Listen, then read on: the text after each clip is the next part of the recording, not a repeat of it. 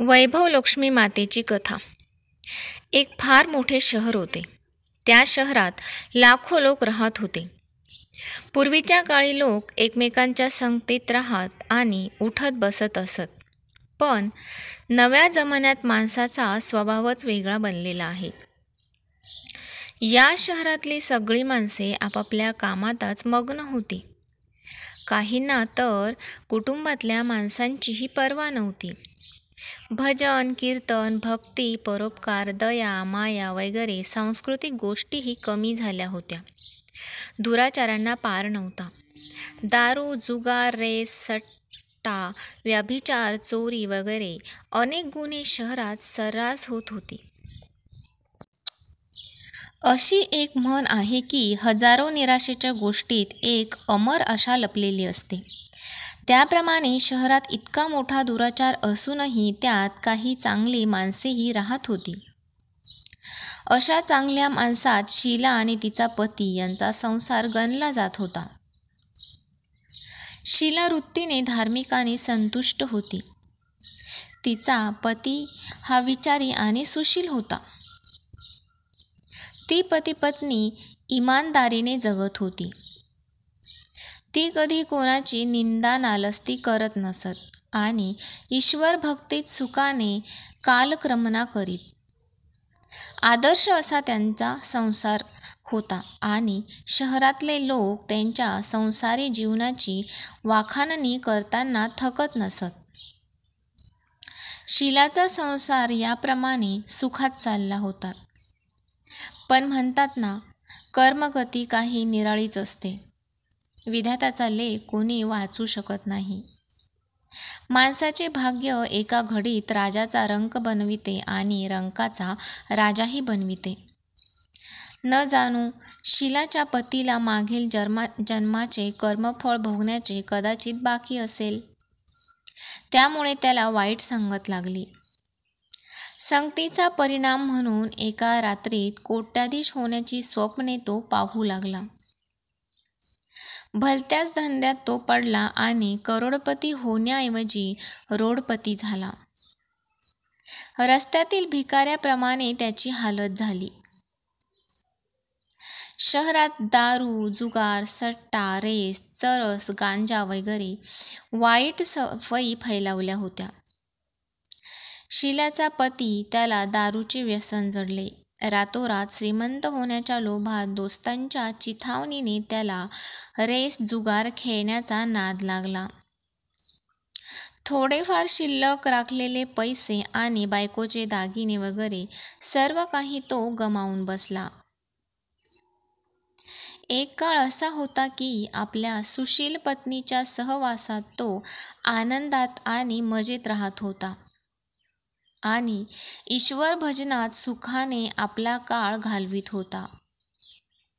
त्याऐवजी आता घरात दारिद्र्य आणि उपासमार आली. पूर्वी सुखाने खायला प्यायला मिळत होते. त्या ठिकाणी आता 2 वेळ पोटभर जेवण मिळायचेही वांदे पडले आणि नवऱ्याच्या शिव्या खायची शीलावर वेळ आली. शीला सुशील आणि संस्कारी स्त्री होती. पतीच्या वर्तनाचे तिला खूप दुःख होत होते. पण परमेश्वरावर भरवसा राखून आणि मन मोठे करून ती सर्व सहन करी. अशी म्हण आहे की सुखानंतर दुःख आणि दुःखानंतर सुख हे अवश्य येतेच. त्यामुळे दुःखानंतर एक दिवस सुख येईलच अशी श्रद्धा ठेवून प्रभू भक्तीत ती लीन झाली. अशा रीतीने दारुण दुःख सहन करता करता आणि प्रभुभक्तीत दिवस घालवता घालवता एक दिवस दुपारी तिच्या दरवाजात कोणीतरी येऊन उभे राहिले. शीला विचार करू लागली की माझे घर दुःखाने आणि दारिद्र्याने भरले आहे. अशा वेळी माझ्याकडे कोण आले असावे बरे? तरी पण आपल्या दारी आलेल्यांचे स्वागत करण्याचा आर्यधर्माचा संस्काराची जाण असल्यामुळे ती उठली आणि तिने दरवाजा उघडला. पाहिले तो तिथे एक माताजी उभी होती. वयाने ती खूप मोठी दिसत होती, पण तिच्या चेहऱ्यावर अलौकिक तेज झळकत होते. तिच्या डोळ्यातून जणू अमृताचे थेंब पडत होते. तिचा उमदा चेहरा करुणा आणि प्रेमाने चमकत होता. तिला पाहता शीलाच्या मनाला अपार शांती वाटली. त्या माताजीला ती ओळखत नव्हती, तरी पण तिला पाहताच तिचे मन आनंदाने भरून आले. माताजीचे स्वागत करून तिने घरात नेले आणि एकुलत्या एक फाटक्या तुटक्या चटईवर मोठ्या संकोचाने तिला बसविले. माताजी तिला म्हणाली, काय शीला, मला तू ओळखले नाहीस? काहीशा संकोचाने शीला म्हणाली, माताजी, तुम्हाला पाहून मला खूपच आनंद झाला आहे. मनाला शांत वाटत आहे. असे वाटते की कित्येक दिवस ज्यांना मी शोधित आहे त्या तुम्ही आहात, पण ओळख लक्षात येत नाही. माताजी हसून म्हणाली, काय विसरलीस? लक्ष्मीजीच्या मंदिरात दर शुक्रवारी भजन होत असते. त्या ठिकाणी मी पण जात असते.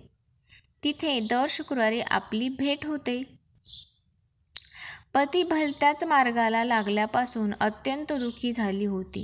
त्या दुःखाने त्या लक्ष्मी मातेच्या मंदिरात पण अलीकडे जात नव्हती. बाहेर लोकांना भेटण्याची तिला शरम वाटत होती. ती आठवण करू लागली, पण या माताजीला कधी पाहिल्याचे तिला आठवत नव्हते. तेवढ्यात माताजी म्हणाली, लक्ष्मीजीच्या मंदिरात किती चांगले भजन तू गात होतीस. अलीकडे तू तिथे दिसत नव्हतीस. तेव्हा मी विचारात पडले की तू हल्ली का येत नाहीस? तू आजारी बिजारी तर नाहीस ना? असा विचार मनात येऊन खबर काढण्याकरता मी आले. माताजीच्या या अत्यंत प्रेमळ शब्दांनी शीलाचे हृदय भरून आले. तिच्या डोळ्यात अश्रू उभे राहिले. माताजीच्या समोर ती हुंदकी देऊन रडू लागली. हे पाहिल्यावर माताजी तिच्या जवळ गेली आणि तिच्या पाठीवर हात फिरून तिचे सांत्वन करू लागली.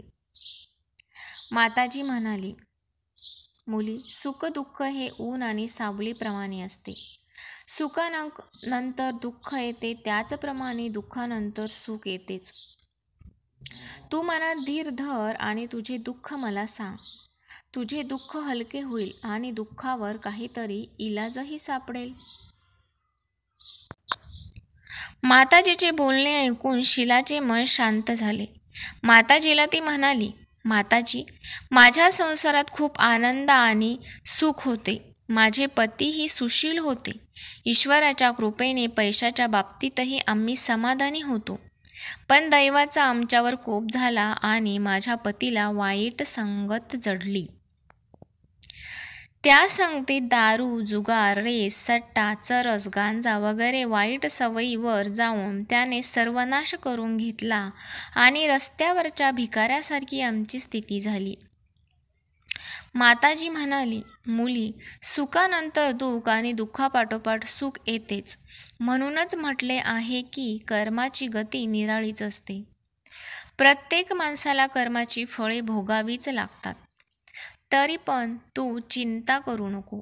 मागील कर्माचे दुःख तू आता भोगलेच आहेस, तेव्हा यापुढे सुखाचे दिवस जरूर येतील. तू तर लक्ष्मी माताजीची भक्त आहेस. लक्ष्मी माताजी ही करुणा आणि प्रेमाचा अवतार आहे. स्वतःच्या भक्ताकडे ती दयेच्या भावनेने पाहते. तेव्हा मनात धीर धर आणि लक्ष्मी माताजीचे व्रत कर, म्हणजे सर्व काही ठीक होईल. लक्ष्मी माताजीच्या व्रताची गोष्ट ऐकून शीलाचा चेहरा खुलला. तिने विचारले, माताजी, लक्ष्मी मातेचे व्रत कसे करतात ते मला सांगा. ते व्रत मी जरूर करीन. माताजी म्हणाली, मुली, लक्ष्मी मातेचे व्रत अगदी सोपे आहे. त्याला वरद लक्ष्मी व्रत किंवा वैभव लक्ष्मी व्रत असेही म्हणतात. हे व्रत करणाऱ्याच्या मनातल्या सर्व इच्छा पूर्ण होतात. त्याला यश, सुख, संपत्ती प्राप्त होते. असे म्हणून माताजीने वैभव लक्ष्मी व्रताचा विधी सांगण्यास सुरुवात केली. मुली, वैभव लक्ष्मी व्रत तसे साधेसुधे व्रत आहे, परंतु अनेक लोक हे व्रत चुकीच्या पद्धतीने करतात. त्यामुळे त्याचे फळ मिळत नाही. अनेक लोक सांगतात की सोन्याच्या दागिन्याची हळद कुंकू लावून पूजा केली की ते व्रत झाले, पण तसे नाही.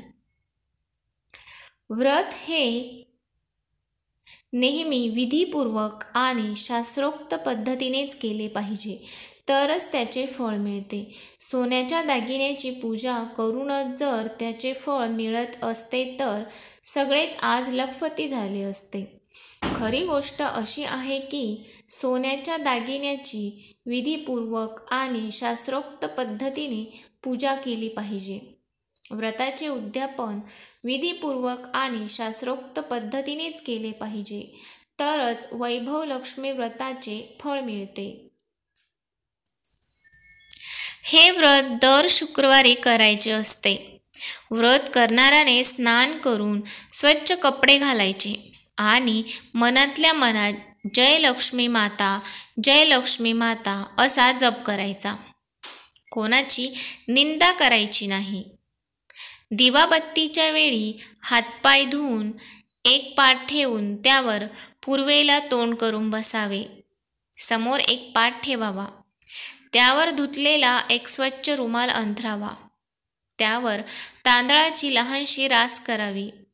त्या राशीवर तांब्याचा लोटा पाणी भरून ठेवावा. लोट्यावर एका वाटीत एखादा सोन्याचा दागिना ठेवावा. सोन्याचा दागिना नसेल तर चांदीची एखादी वस्तू ठेवावी आणि तीही नसली तर रुपयाचे एक नाणे ठेवले तरी चालेल. नंतर तुपाचा दिवा करून उदबत्ती लावावी. लक्ष्मी मातेची अनेक स्वरूपे आहेत. लक्ष्मी माता श्रीयंत्राने संतुष्ट होते. तेव्हा वैभव लक्ष्मी व्रत करणाऱ्याने प्रथम श्रीयंत्राचे आणि लक्ष्मी माताच्या विविध स्वरूपांचे अतपकरमपूर्वक दर्शन करावे. त्यानंतर हळद कुंकू लावून पूजा करावी व लाल रंगाचे फूल वाहावे. सायंकाळी घरी बनवलेली एखादी गोड वस्तू प्रसादाकरता ठेवावी. ती बनवली नसेल तर गूळ किंवा साखरही चालेल. त्यानंतर आरती करावी आणि अंतःकरणपूर्वक 11 वेळा जय लक्ष्मी माता असा जप करावा. नंतर प्रसाद वाटावा. त्यानंतर वाटीतील दागिना किंवा रुपया काढून घ्यावा. लोट्यातील पाणी तुळशीच्या कुंडात सोडावे आणि तांदूळ एका वाडग्यात पक्ष्यांना घालावे. अशा रीतीने शास्त्रोक्त विधीने व्रत केल्याने त्याचे फळ अचूक मिळतेच. या व्रताच्या प्रभावाने सर्व प्रकारची दुःखे दूर होऊन भरपूर धनलाभ होतो. मूल नसेल तर मूल होते.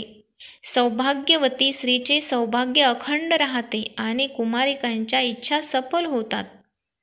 हे ऐकल्यावर शीला अत्यंत खुश झाली. ती माताजीला म्हणाली, माताजी, तुम्ही मला वैभव लक्ष्मी व्रताचा जो विधी सांगितला तो मी जरूर करीन. पण हे व्रत किती वेळा करायचे आणि त्याचे उद्यापन कसे करायचे ते कृपा करून मला सांगा.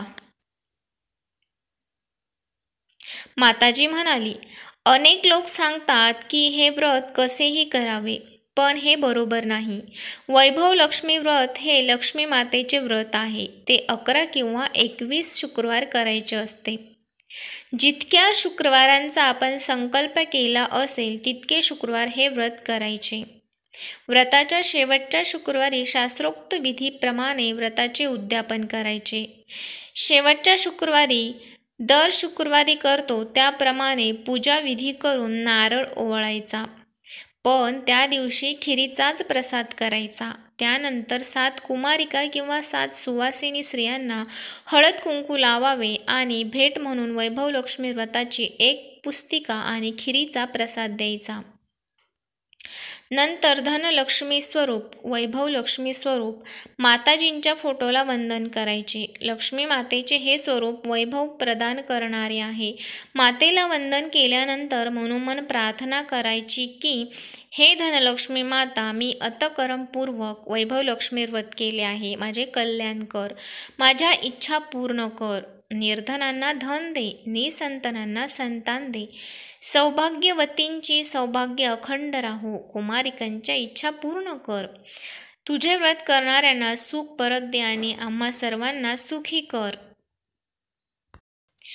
असे बोलून लक्ष्मी मातेच्या धनलक्ष्मी स्वरूपाला वंदन करून आशीर्वाद घ्यावा. माताजीच्या मुखाने वैभव लक्ष्मी व्रताच्या विधी ऐकल्यावर शीलाने डोळे मिटले आणि त्या क्षणी मनातल्या मनात संकल्प केला की मी पण माताजीच्या सांगण्याप्रमाणे विधीपूर्वक आणि शास्त्रोक्त पद्धतीने 21 शुक्रवार वैभव लक्ष्मी व्रत करीन आणि शास्त्रोक्त विधीने त्याचे उद्यापन करीन. मनात संकल्प केल्यावर शीलाने जेव्हा डोळे उघडले तेव्हा समोर कोणी नव्हते. तिला आश्चर्य वाटले की माताजी कुठे गेली. ती माताजी दुसरी कोणी नव्हती, पण साक्षात लक्ष्मी माताच होती. शीला लक्ष्मी मातेची भक्त होती. तेव्हा आपल्या भक्ताला मार्ग दाखविण्याकरता लक्ष्मी माता त्या माताजीचे रूप घेऊन शीलाकडे आली होती. दुसऱ्याच दिवशी शुक्रवार होता. सकाळी स्नान करून मनातल्या मनात जय माता लक्ष्मी, जय माता लक्ष्मी असा श्रद्धापूर्वक ती जप करू लागली. दिवसभरात कोणाची निंदा नालस्ती केली नाही. संध्याकाळ होऊन दिवे लागल्यावर हातपाय धुवून शीला पूर्वेकडे तोंड करून बसली. पूर्वी घरात सोन्याचे दागिने पुष्कळ होते, पण वाईट संगतीच्या नादी लागून तिच्या पतीने ते सर्व गहाण टाकले होते. मात्र नाकातली चमकी शिल्लक राहिली होती. ती काढून धुवून तिने वाटीत ठेवली. समोर पाटावर रुमाल पसरून त्यावर तिने तांदळाची एक लहानशी रास केली. तिच्यावर पाणी भरलेला तांब्याचा लोटा ठेवला. त्यावर चमकी असलेली एक वाटी ठेवली. नंतर माताजीने जो विधी सांगितला होता त्याप्रमाणे तिने वैभव लक्ष्मी व्रत केले. घरात खडी साखर होती, तिचा तिने प्रसाद केला. पतीला जेव्हा तो प्रसाद तिने दिला त्या क्षणापासून त्याच्या स्वभावात फरक पडू लागला. त्या दिवशी पतीने तिला मारझोड केली नाही. तिला खूप आनंद वाटला. पूर्ण श्रद्धेने आणि भक्तीने तिने 21 शुक्रवार वैभव लक्ष्मी व्रत केले. 21व्या शुक्रवारी माताजीने सांगितल्याप्रमाणे व्रताचे उद्यापन करून 7 स्त्रियांना तिने वैभव लक्ष्मी व्रताची एक पुस्तिका भेट म्हणून दिली. नंतर मातेच्या धनलक्ष्मी स्वरूपातील फोटोला वंदन करून तिने मनोभावे प्रार्थना केली की हे माता धनलक्ष्मी, मी तुझे वैभव लक्ष्मी व्रत मनोभावाने आज पूर्ण केले आहे. हे माता, आमचे कल्याण कर, आमच्या मनातील इच्छा पूर्ण कर, निर्धनांना धन दे, निसंतानांना संतान दे, सौभाग्यवतीचे सौभाग्य अखंड राहो, कुमारिकेंच्या इच्छा पूर्ण कर, तुझे व्रत करणाऱ्यांना सुख पुन्हा मिळवून दे, आम्हा सर्वांना सुखी कर.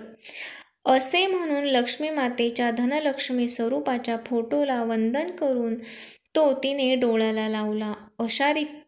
अशा रीतीने शास्त्रोक्त विधीपूर्वक पूर्ण श्रद्धेने शीलाने व्रत केले आणि तात्काळ त्याचे फळही तिला मिळाले. तिच्या पतीला जी वाईट संगत लागली होती ती सुटून त्याच्यात सुधारणा झाली. पुष्कळ मेहनत घेऊन जो काम धंदा करू लागला. लक्ष्मी मातेच्या वैभव लक्ष्मी व्रताच्या प्रभावाने त्याच्या अपेक्षेबाहेर त्याला नफा मिळू लागला. लवकरच त्याने गहाण ठेवलेले शीलाचे दागिने सोडून आणले. घरात पूर्वीप्रमाणे सुख शांती आली. वैभव लक्ष्मी व्रताचा हा प्रभाव पाहून शेजारी पाजारी स्त्रियांनी शास्त्रोक्त पद्धतीने हे व्रत करण्यास सुरुवात केली. हे माता धनलक्ष्मी, शीलाला जसे तू फळ दिलेस तसे सर्वांना फळ दे, सर्वांच्या इच्छा पूर्ण कर, सर्वांना सुख शांती दे. जय माता धनलक्ष्मी.